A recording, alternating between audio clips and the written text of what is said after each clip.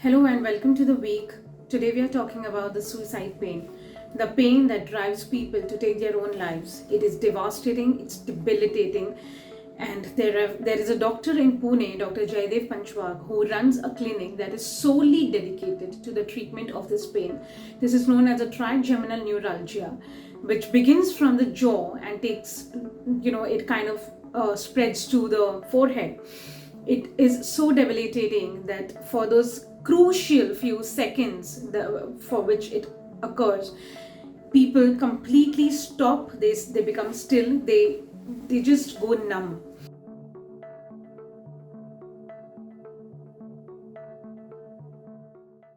Hello, doctor. Welcome to the week. Thank you for joining in. We all know the kind of commendable work that you've been doing in the area of trigeminal neuralgia. Thank you. In the air, and how so many surgeries, so many successful surgeries have been conducted by you in the last 20 years of practicing in this area. In that regard, we'd like you to talk to us and answer a few questions, beginning with if you could kindly please make our readers understand the basics of trigeminal neuralgia. How can they be aware and how can they identify trigeminal neuralgia? See, trigeminal neuralgia is also called as the worst pain that can be experienced by mankind, which means that the quality of this pain is very different from normal aches and pains that we get, for example, simple headache or joint pain or something like that. It's a current like pain, it comes suddenly, it comes like a bolt, it is extremely severe, and people cannot even describe this pain in words. Trigeminal nerve is a nerve which is a sensory nerve which carries sensations from one side of the face. So there are two nerves, one on the right, one on the left. It's called as trigeminal because it has got three branches, one going to the forehead, one to the cheek, and one to the chin. And the pain spreads in one of these three areas or simultaneously in all the three areas. It depends. Right. So the important thing in diagnosing this pain is what is called as trigger. So it is usually triggered pain, means someone touching the face, touching part of the upper lip or nose or eyebrow, or even touching the chin, men shaving their face, or women applying makeup. These things, small things, will suddenly give trigger and cause sudden pain. Also, people get this pain while brushing their teeth or eating from this side. The pain comes suddenly, as I said. It makes the person, very, very, it puts the person in agony, severe agony, and it goes away in some time. As the time passes, the frequency of the pain goes on increasing. Initially, in between, there can be what is called as window of, painless state, which is called as pain holidays. But as the time progresses, these pain holidays go away, and there is almost continuous state in which there are repeating episodes. And what is the age group in which trigeminal neuralgia is the most prevalent? And also, along with that, please tell us some shocking incidents or cases that you must have come across of the youngest patients you must have treated. Yeah, so the commonest age for trigeminal neuralgia to come to us is between 40 years to 60 years of age. However, it can occur between the ages of 18 years to 90 years. And we have operated people from all these age groups, though, of course, commonly we operate patients between 40 and 60 years of age.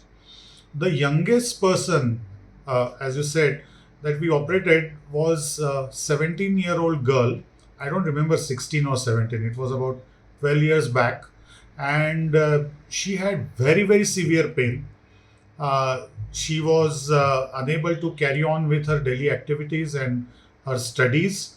And for a long time, the family was trying to find answer for this pain. It was not diagnosed initially. After getting diagnosed, she was put on medicines. The medicines caused a lot of side effects, and they were really, trying to find the right solution. So that was the youngest person. One very memorable thing that I remember where we started focusing on trigeminal neuralgia was a person, an engineer who came to me in 2004, and he was suicidal. He was frankly suicidal. He had in fact brought a bottle of insecticide with him, and he was drunk when he came to my clinic. It was a story like a Hindi film story, and he said that if you cannot cure this pain, then I'm going to commit suicide. And that was the time when I thought that in old times this was called a suicide disease when there was no treatment. In today's era, if someone comes to me and says that if the pain is not cured, I'm not willing to continue with the medicines because medicines are causing problem. I have become a drunkard because of this pain, because alcohol relieves the pain for some time. Then what are we doing? We have to spread the message and we have to start a center. So when this person was cured after MVD surgery, before going home, he told me that I am an engineer. I had big industry, and for last 6 years, I am suffering from this pain. I have stopped working. I started drinking to relieve the pain. I have been put on medicines, of which I am taking at least 5 to 6 tablets a day. My life has become a big havoc, and that's why I came to you. And as I got cured, I would like to request to you that you should start a center for this subject. You should focus more energies on this. That time we thought that this is a very good suggestion, and from 2004 we have been emotionally, technologically and scientifically invested in this disease of trigeminal neuralgia, and along with that a similar but non-painful condition called as hemifacial spasms. Both of these surgeries can be cured with microvascular decompression surgery. So, what do you think is the reason why most of us don't really know about this problem? And some of us who actually suffer from it, some of the patients who suffer from it, are asked to take medicines, anti-epilepsy medicines, and those medicines do not, no, they not only don't help, but they worsen the situation.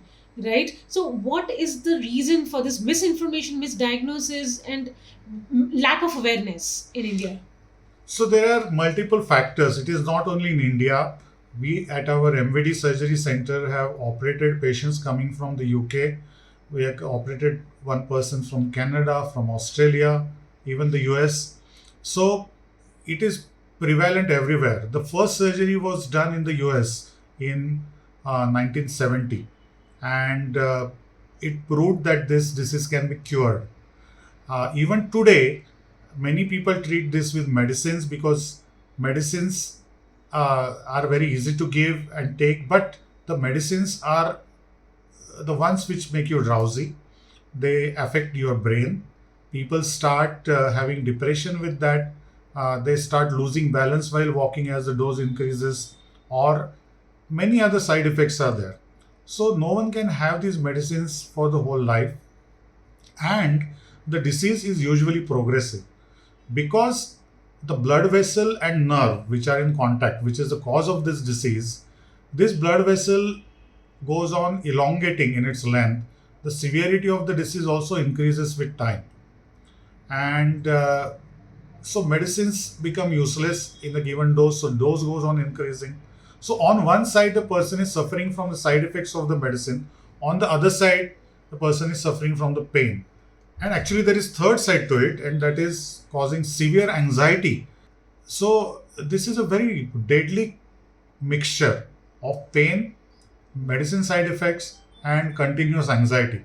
The only answer in our opinion is permanent cure, attempt at permanent cure for this disease. Medicines do help initially when they numb the nerve. Unfortunately, medicines do not know that they have to numb only that nerve. So they numb the entire nervous system and also affect other organs like bone marrow and liver. So my most important question now, tell us about the surgery. Tell us how much time does the surgery take, and tell us post surgery impact, and in how many days does the patient get back to their own feet. Tell us about the surgery. Yeah. So MVD surgery typically takes about 3 hours. The time for surgery is about 3 hours. The surgery is done uh, through a neuro microscope with the help of neuroendoscopes. And the endoscopes which are developed for this are specifically designed to go deep inside the brain so that we see the nerve from all the angles and complete the surgery in a most satisfactory way. The surgery is, as I said, microscopic, and the aim of the surgery is to separate the blood vessel from the nerve, trigeminal nerve, and insert a pad of Teflon between the two.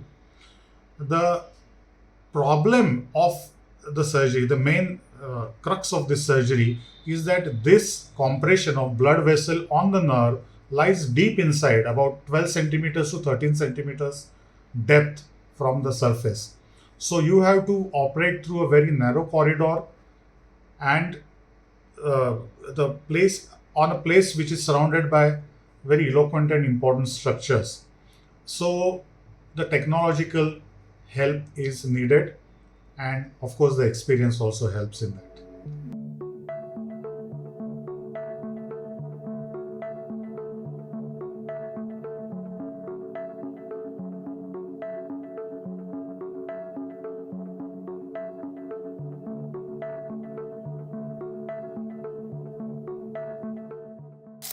The week spoke to patients who have suffered through trigeminal neuralgia, for whom life had come to a complete standstill.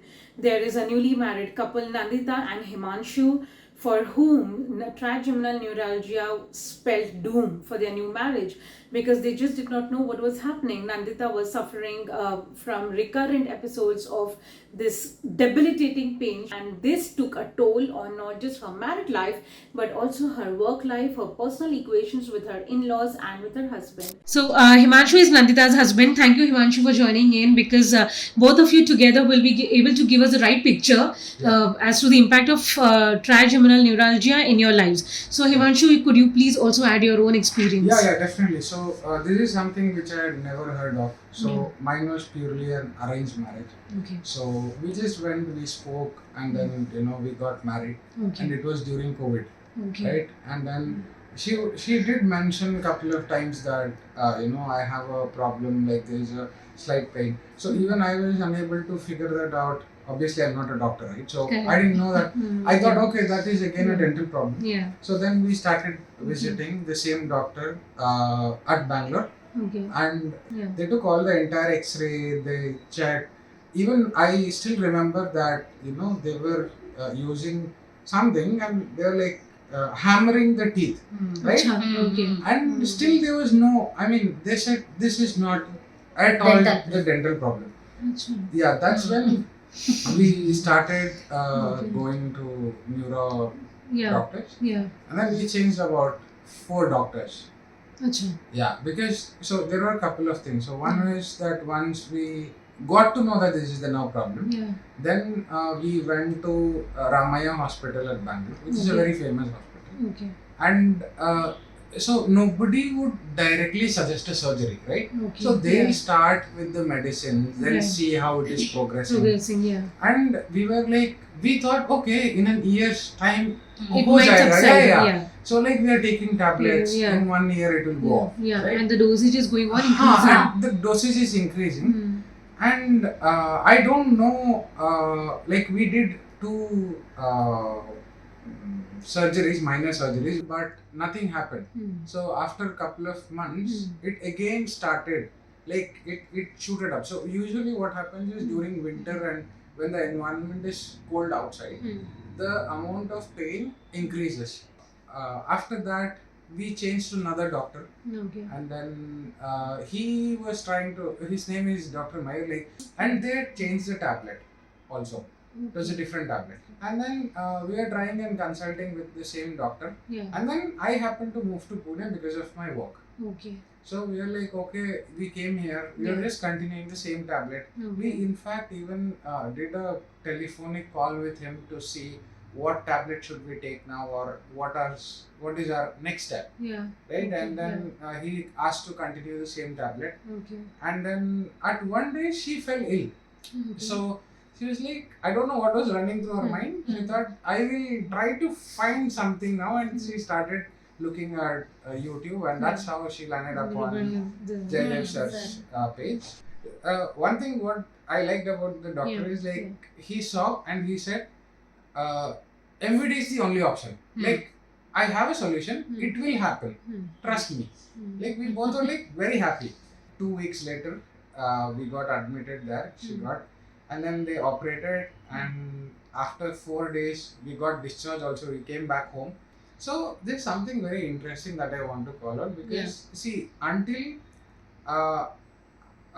last year, right? So I didn't know what she's like because of the pain. I always feel that okay, she's like this, or nothing was actually happening. We didn't want to go out. We didn't want to go out. No mood for her to go out. Obviously, the pain comes all of a sudden. We don't. So we were like just fighting with that for a long time. And it kind of affected your relationship. Yeah, definitely. Yeah. And once we came back, so I'm seeing a new person altogether. And like before, she never used to talk because of the pain, right? And then like 4 or 5 days after the surgeries, like she's going on speaking because nothing is holding her. There are a lot of stitches, bandages, everything put on her head, but she can speak, right? She's going on speaking for a long time. It took at least 3 months for me to, adjust to this new person. Yeah, it's like we got a new life is what I can say in a nutshell. That's how it happened. What a heartwarming story. Yeah.